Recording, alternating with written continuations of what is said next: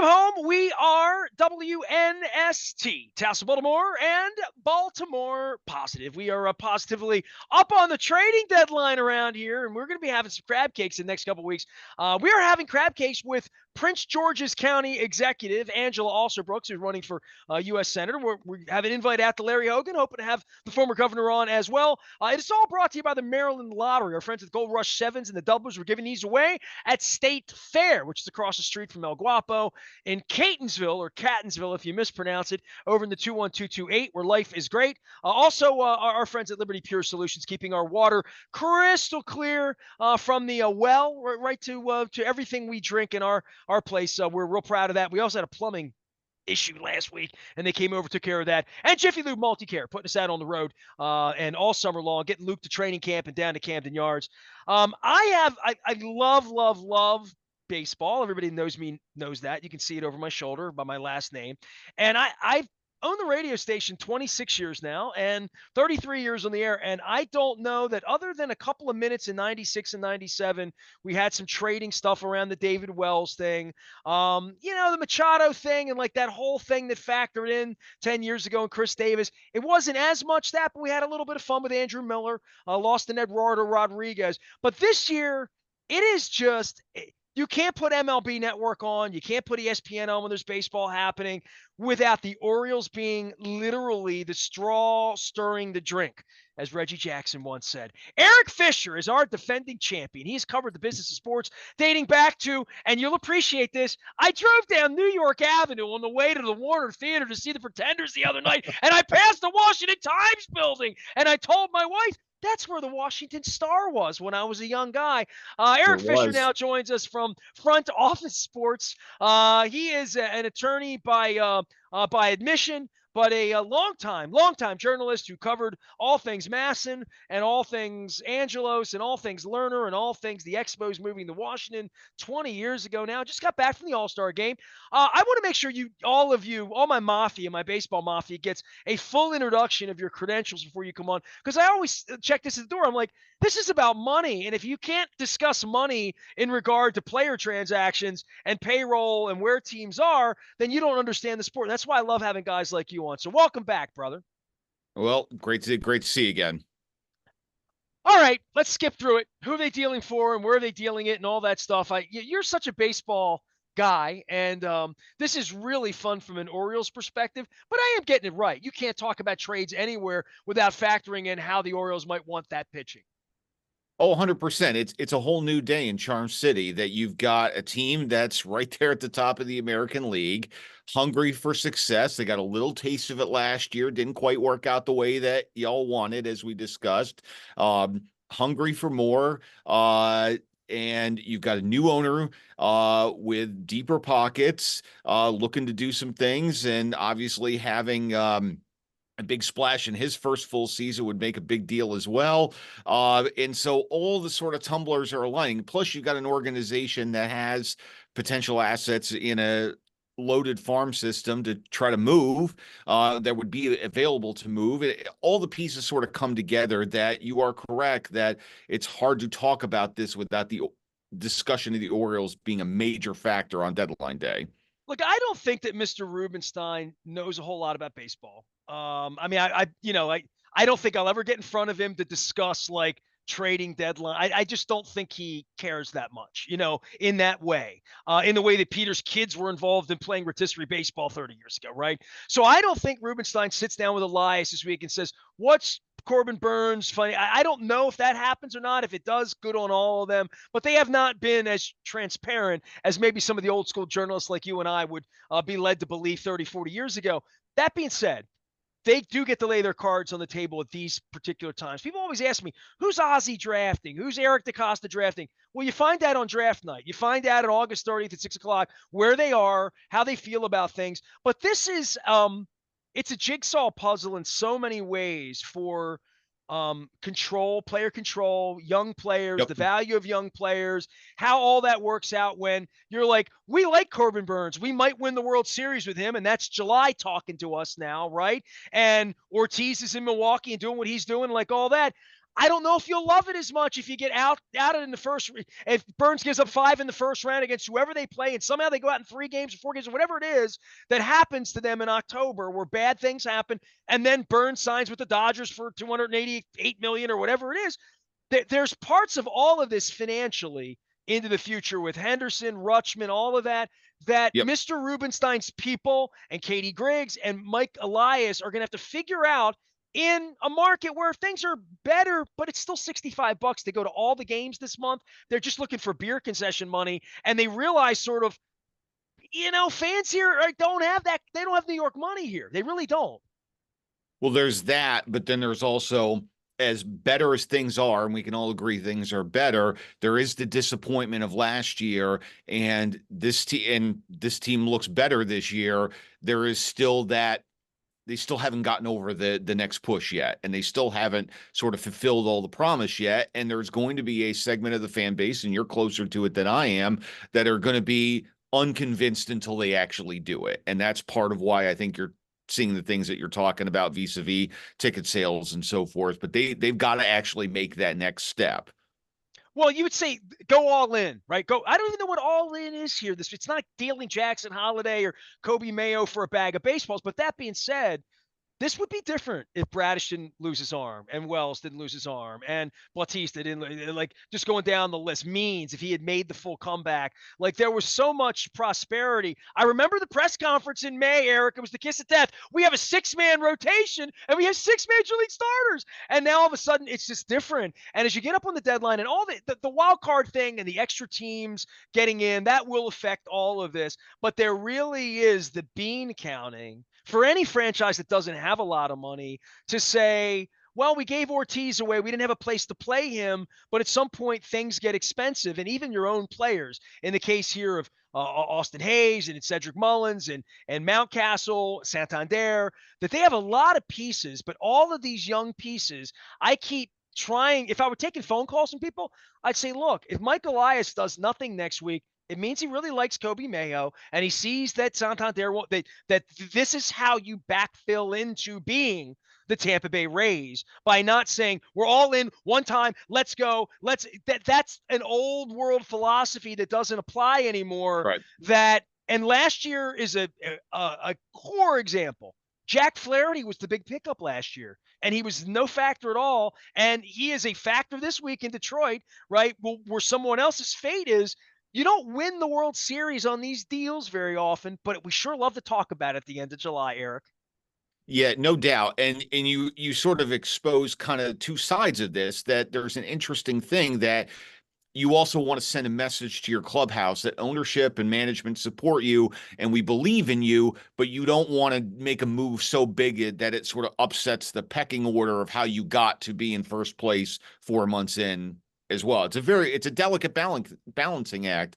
And then there's also the financial considerations that you raise that, and we've talked about this when I've been on before, that there are the short and long-term decisions that Rubenstein and now Katie Griggs coming in from Seattle are going to need, and Elias are going to need to make in terms of who you keep long-term and how you allocate resources for now and for the future.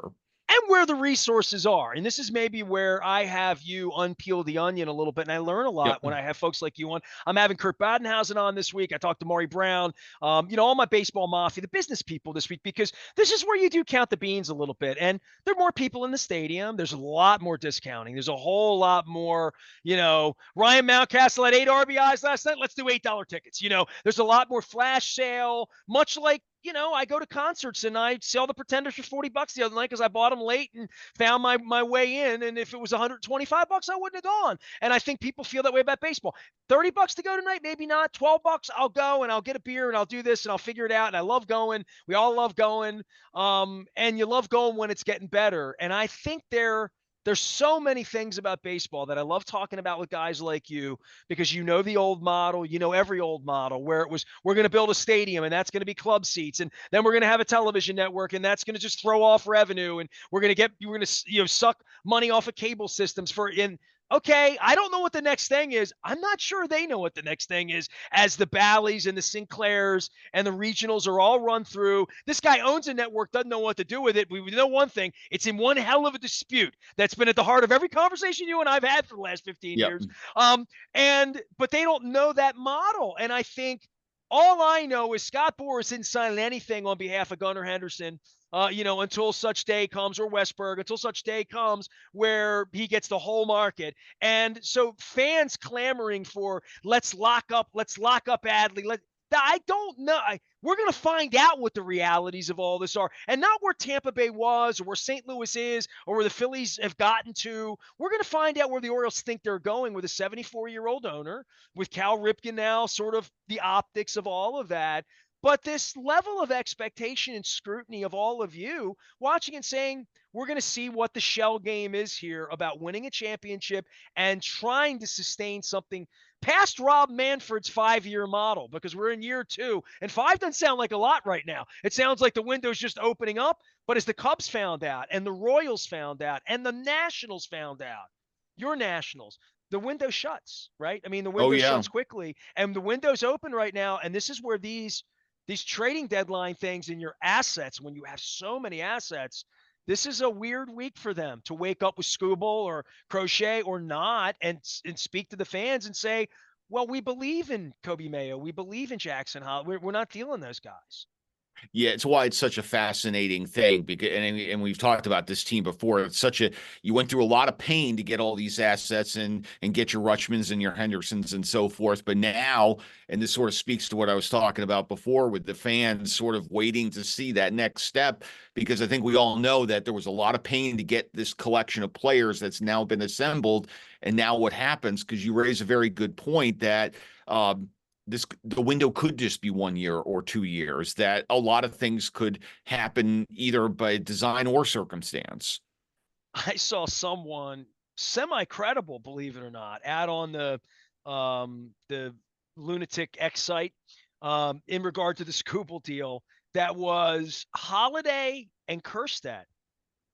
I'm thinking, that's 330 some odd games of really bad, awful baseball that you had to accumulate to even have the rights to have Jackson Holiday come up and hit 210 for 2 weeks a couple of months ago. That's the ask. That's the price of a number one starter under Yep. control. You get a starter next year. You know what I mean? Like for opening day, and then that buys your way out of Burns. But my God, I don't think Mike Elias would do anything like that, nor can I blame him. So that when we don't wind up with something better than Corbin Burns next week, that the fan base here can get talked out of the tree, right?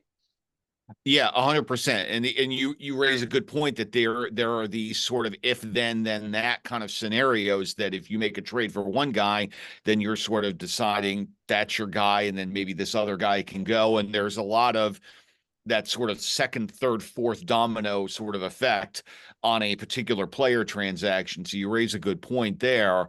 Again, it's really, really interesting. Because you've got it.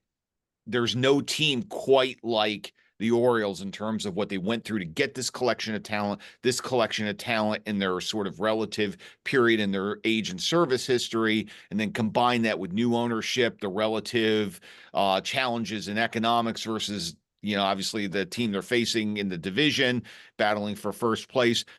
They're sort of a unicorn in the game right now in terms of all the factors that are surrounding them right now. Eric Fisher's our guest. He's at Front Office Sports. He is literally an OG in regard to the marketplace and television and rights and baseball and all sports, really, but with a real focus and a passion for baseball.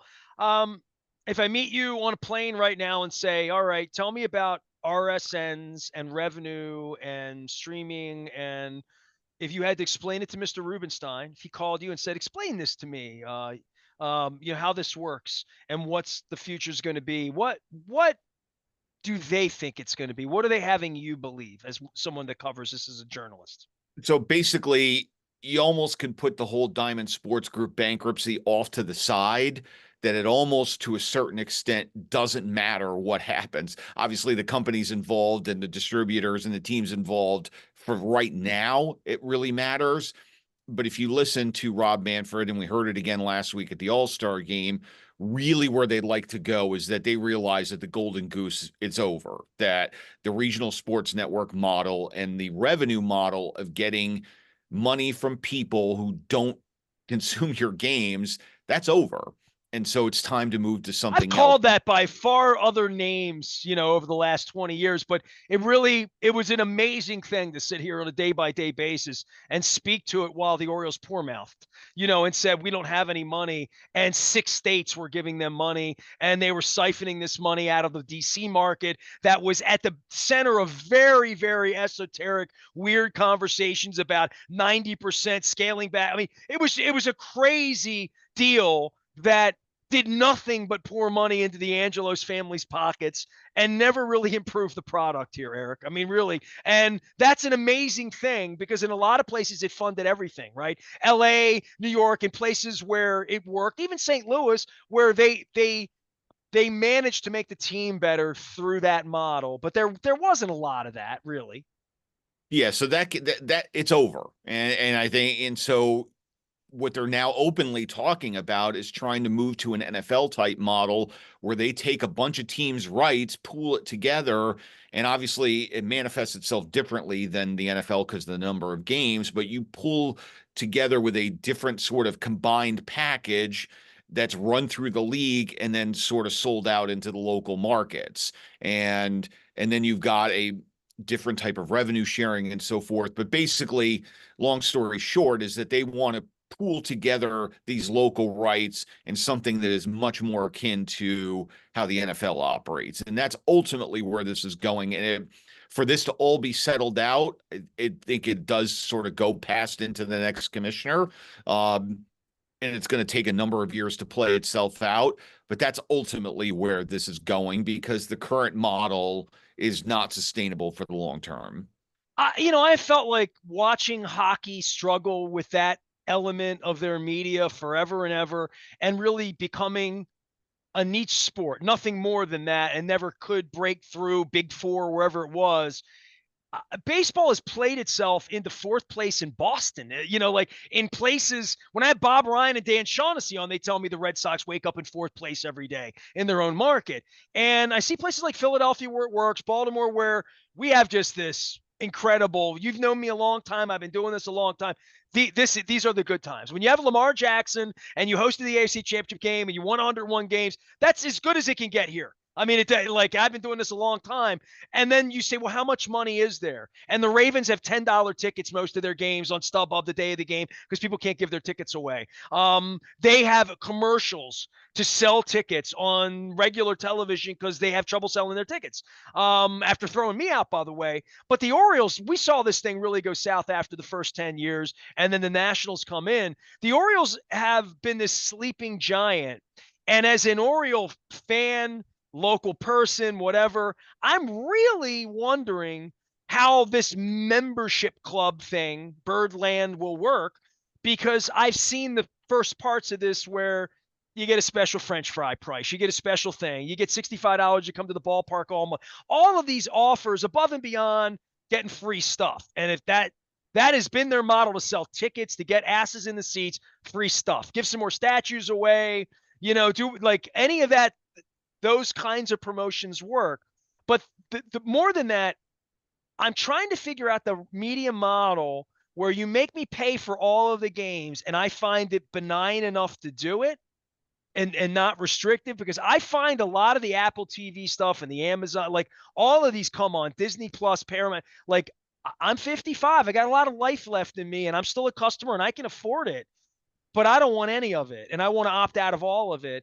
But my Oriole thing or my Capitals thing or the NFL's different. And they're going to charge you for the Super Bowl at some point. But the point to where they lock you out and you can't just watch the game tonight, we've all experienced that now with Apple Plus, right? We've all had that Friday game or that Sunday thing that they're doing on one of these whack job networks that we don't have. And we're like, you know what? We're just not watching the game tonight. I mean, I had that happen with the Miami Kansas City game back in the playoffs, right? So I just think there's a point where you start to restrict the people who might come, and you only preach to your own choir. And in that case, it's very old and very, very white in baseball.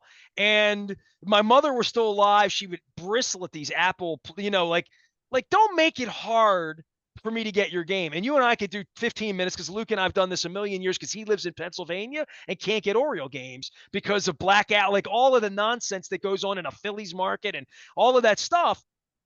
They've got to fix this so that people like me want to give them some money, but not too much money so that I can still have the games, or I'm not going to have any of the games and I'm just going to go watch lacrosse or something. You know what I mean? Like they're only really going to get hardcore people in the way that concerts, when the tickets are $200, you've just priced at anybody that might want to come and check out your band. And baseball's got to figure that out. Yeah, there's a lot of friction in the streaming landscape, particularly, and your complaint we've heard a lot, and it's part of why you're already seeing a lot of this bundling. We've got Venue Sports coming out this fall. We've got Comcast, they're bundling Netflix and Apple TV Plus. You've obviously got Disney's own bundle. You've got other bundles that T-Mobile and Verizon are putting out, and you're seeing these early steps to putting 2, 3 streaming services together. What ultimately we all want is all of these major streaming services that have the rights put it together in one. Actually, it's going to look a lot like cable. Put it all together in one product and give me all the games, one price, and create a frictionless experience. But because the way the rights are carved up and how the networks have their own walled gardens, we're not there yet. We might get there. I'm not sure. Maybe we won't, but I'm hopeful that maybe we will, because exactly what you described, that if we're going to have a situation where it's very much eat what you kill and you can't have this passive income anymore, and it's all got to be direct engagement with your fan, you've got to create a more frictionless Dude, what would the experience. Oakland A's be worth if they just talked to their own fans and only got that money, right? If that's the only money they got that they had access to, or the Tampa Rays, like I don't. Yeah, we've seen what those brands represent versus the Yankees or the Dodgers, and how much money those kinds of brands. I mean, it then becomes premiership and second division, really.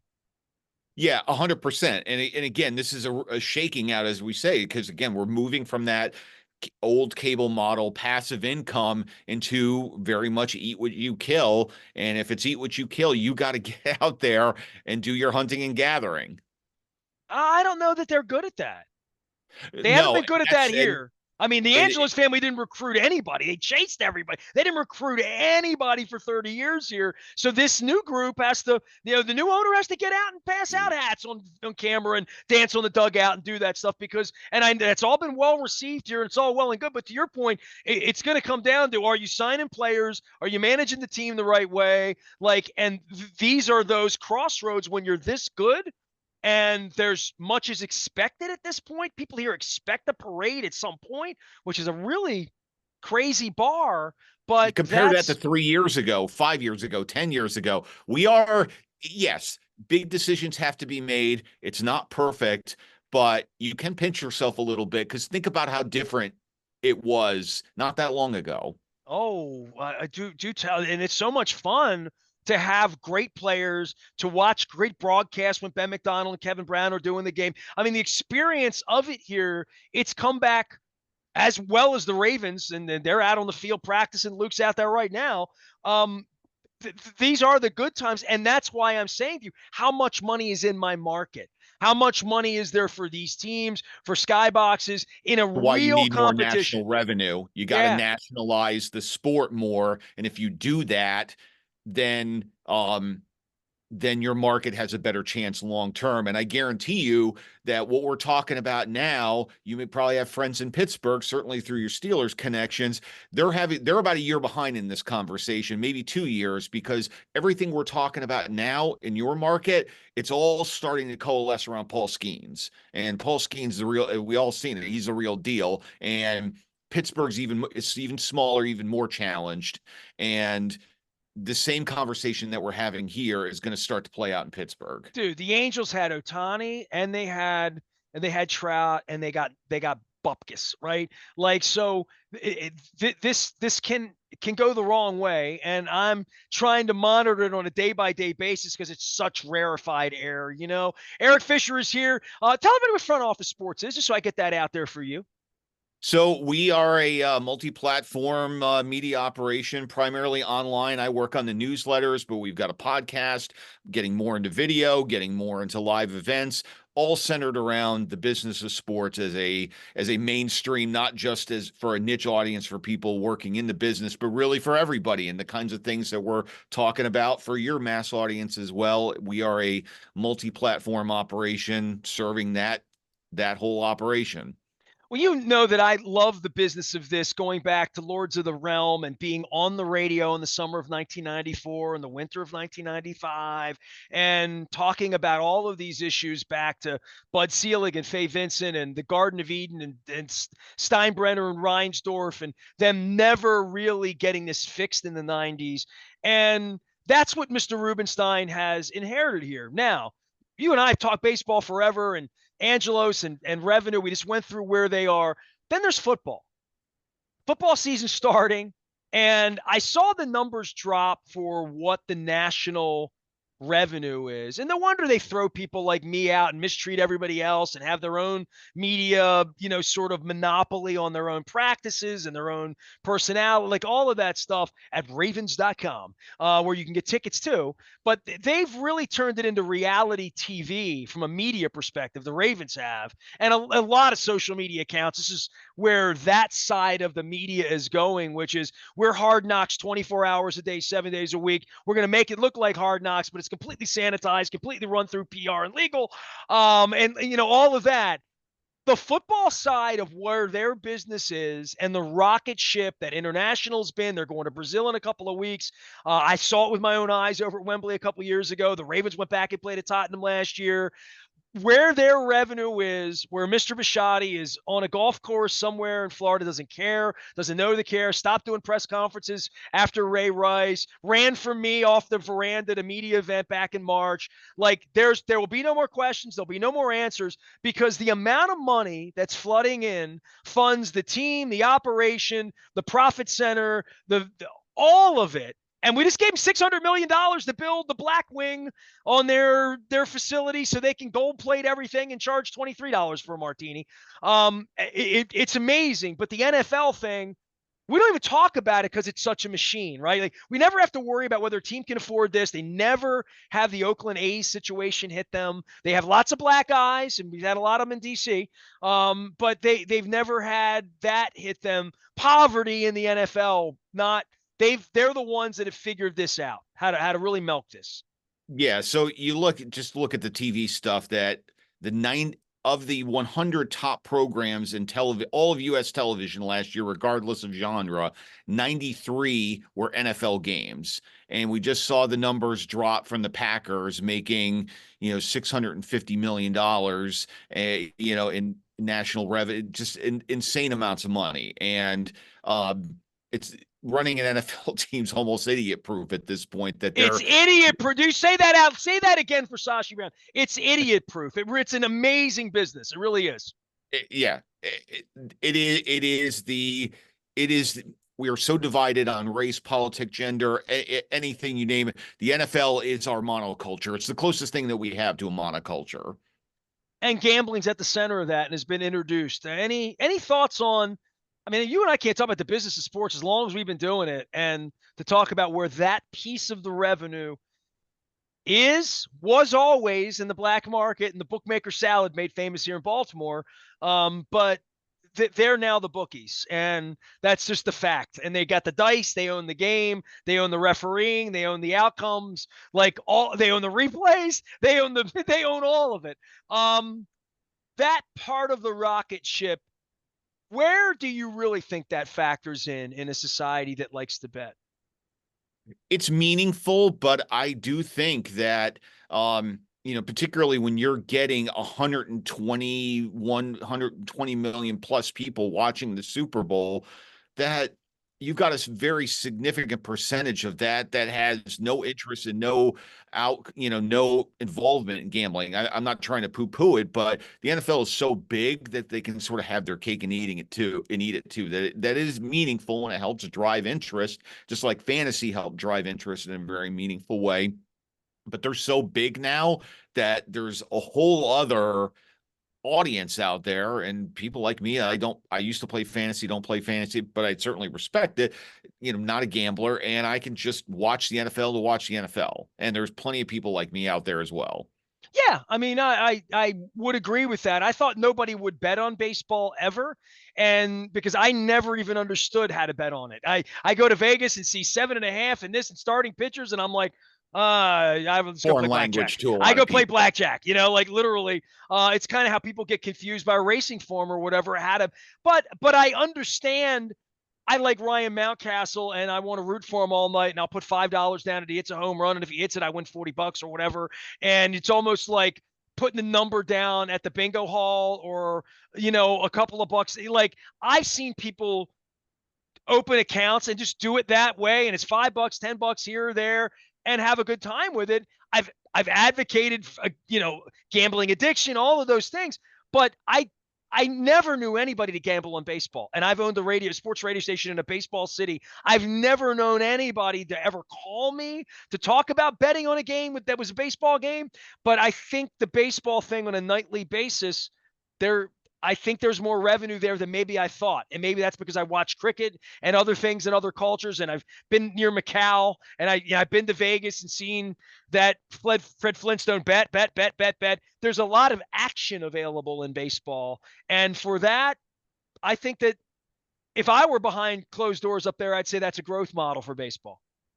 Yeah, and they're trying to figure it, but after the Shohei Ohtani thing and Whew. obviously what we saw in basketball with John Tate Porter, that it's a delicate line for them, that yes, they want to use it as a fan engagement tool and get people involved if obviously they're of age and all of that, but by the same token, it's a delicate dance, because among your players and people within the player They got a community. Hall of Famer that was in steroids with a hose out showering people with money in a gambling ad. Like, you know what I mean, right? I mean, they're not shy. It's not shy. Right. And so that's what I'm saying. It's a delicate, it's a tough needle to thread for them, to mix my metaphors. Well, no doubt about that. Eric Fisher's here. He covers the business of sports. So, from the baseball side of things, top down, biggest concerns, RSNs, the Oakland situation. I mean, Yep. there's always players association. There's always the next work stoppage. There's always all of that. And this is the stuff that we don't talk about a lot around here, because it's Adley this and Gunner that and Corbin this and Elias. And that's cool. But underneath all of that, I don't want to say it's a troubled sport, but I think it has troubles. And I think Mr. Rubenstein inherits some of it at a good time, where Boston feels like it's down a little bit and Toronto can't get out of its own way. And Tampa's never going to have any money, but they might need a stadium. But this is a really interesting time for Mr. Rubenstein to be here for the next 5 to 7 years, to own the team for growth, selling it for more money, all of that.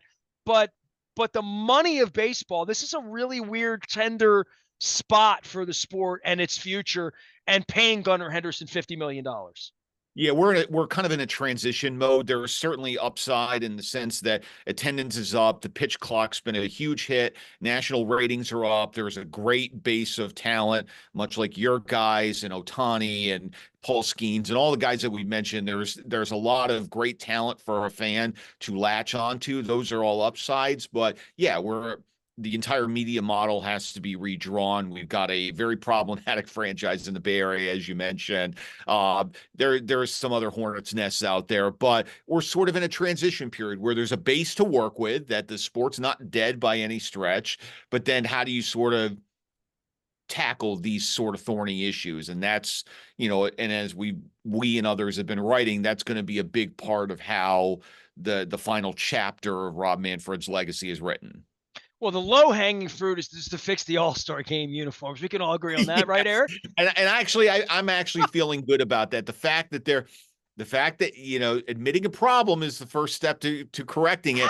And Rob Manfred admitted last week that there is a problem, that he has heard the outcries loud and clear. And I'm actually feeling pretty hopeful that by the time we get to Atlanta for next year's game, that the players will be back in their team uniforms as they should be. You have so many things on your wall behind you, and I'm not playing room raider, and some people are listening on the radio, but I see the U2 behind you. Is that Yep. moving pictures from Rush next to that? Because it looks 100%. Yeah. So I've got a whole sort of gallery of some of my favorite albums, and it's U2's Joshua Tree and Octung Baby, REM's Automatic for the People, Rush's Moving Pictures, Pearl Jam 10, Tom Petty, Into the Great Wide Open, Bruce Springsteen, See, I Darkness on collect these specific belt buckles. You know about this, right? Have I shown you these Yes. before?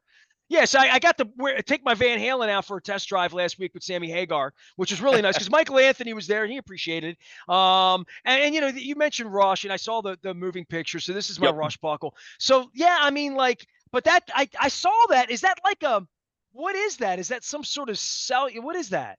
Is So that it's just the album? basically in some cases it's an actual vinyl album cover. In some cases it's a print the same dimensions as a vinyl album cover, and there are album frames that you can get. It looks And like a lithograph of some kind. It looks a little like a special edition thing or something, or well, and yeah, like I said, it's either the actual vinyl album cover or a printed replica of it. Frame it up, and it sort of looks like a vinyl hung on a wall. You can learn a lot about a man by the music he listens to. So Eric 100%. Fisher is here. Rocket, did you get the Sphere to see U2? I did. I was in the All right. middle of the run out of shows, the 40 shows. I was at show number 17, right in the middle of it. Actually, I went when I thought there was only going to be 25 of them, but I was right on the floor, and it was one of the best things I've ever seen. It was spectacular in lots and lots of ways. But I met Alice Cooper that night, so that made it even better. I was there the night of Game 1 of the World Series. I got half inebriated at tacos and beer during the pregame, and I finished the job when I got over to Alice Cooper, and then the Sphere took me in. So it's been a summer of great rock and roll. I've had the guys from Hootie and the Blowfish on, and I've had great guests. Greg Hawkes from the Cars came on, a Marylander. He's doing this incredible tour with this band, doing all these Cars. So like the 80s are still alive, Eric. They still are to some degree. Oh yeah, without question. And I talked about monoculture before, and everybody can listen to whatever they want, and that's great in a certain sense. But having pop music, rock music as we all grew up in the age of MTV, and sort of having that as a dominant source of culture that doesn't really exist for all the availability of Spotify and everything else. I sort of miss music having that sort of monoculture status and being a bigger deal in our society, like it was when we were younger. It would be more effective for us than the NFL. I promise you that. So, but music doesn't have any violence. It's all love and aspiration and all that good stuff. And heartache if you're Taylor Swift. You can do a little bit of that. And she's coming back to life here soon too, because her guy opens the season against us. So the defending champions on September 5th. Eric Fisher, he is our defending champion. You can find him out at Front Office Sports. You can find him at Eric Fisher out on the X Twitter thing and the threads and all those other places covering the business of sports, but really an OG here with a lot of roots in the Washington and the Baltimore markets. And Yep. I spent a lot of time around here covering the massive dispute. The bill's still not paid, Eric. One time you're going to come on this show and the bill's going to be paid and it's going to be figured out, but it's not today, right? Not today. Keep rocking, man. Have a great summer. Eric Fisher joins us here. Thanks. We're getting the Maryland Crab Cake Tour back out on the road. Open crab cake invite for you, Eric, and for all of our guests to join us. Angela Alsterbrook's going to join us on the 13th down at State Fair in Catonsville. Then we get back down to Fadley's when the Cheatstros come to town at the end of August. We'll have the Maryland Lottery Gold Rush Sevens doublers to give away. And we're also going to be thanking our friends at Jiffy Lube Multi-Care, as well as our friends at Liberty Pure Solutions for keeping our water crystal clear. It has been a really interesting summer here with a great baseball team. Luke is out of training camp. Luke is monitoring the Orioles and the Padres all weekend as well. We're crossing our fingers on the Mike Elias. In Elias, we trust and all that good stuff. It's a fun sports summer, and it's just getting started. I'm Nestor. We're WNST AM 1570, Towson, Baltimore, and we never stop talking to the good guests and the good stuff at Baltimore Positive.